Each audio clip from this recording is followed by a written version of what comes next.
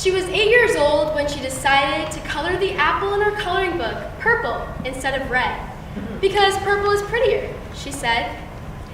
She was 8 years old when she decided to pick up the blue marker and draw an orange on that same coloring page, because oranges can be blue too, she said.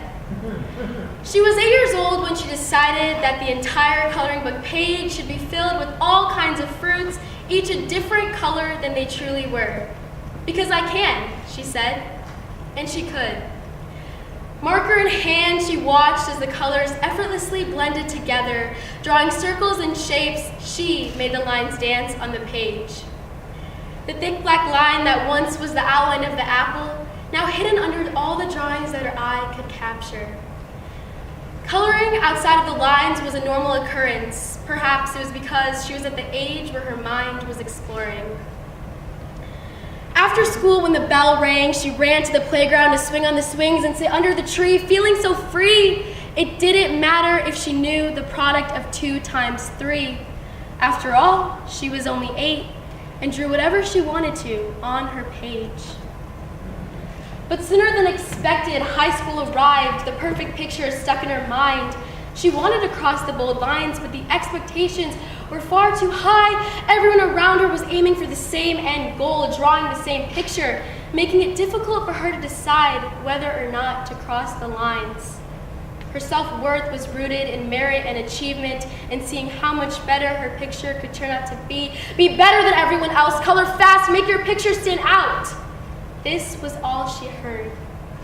But how could she stand out without doing what she wanted to do most? She longed to be herself and let her imagination run wild, but now she had to know the product of 2 times 3. Now she had to know who she wanted to be.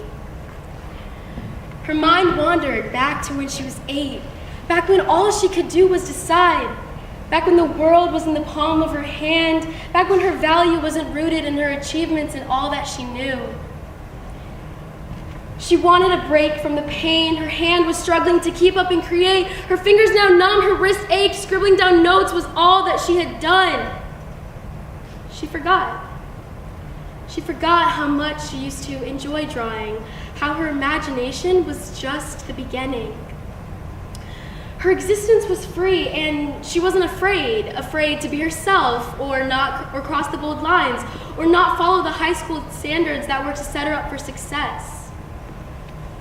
Oftentimes, she sits down at her desk and sees that very coloring page.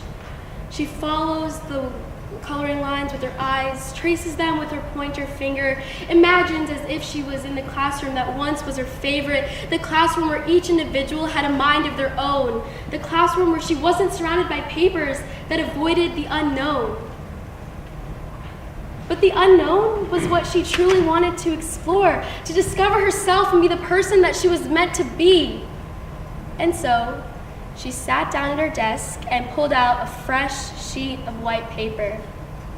She opens the box of markers that were stowed away under her bed.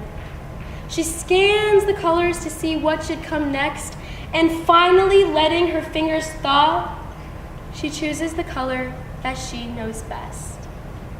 And it was at that moment she decided it was okay to color the apple purple instead of red. And so she did.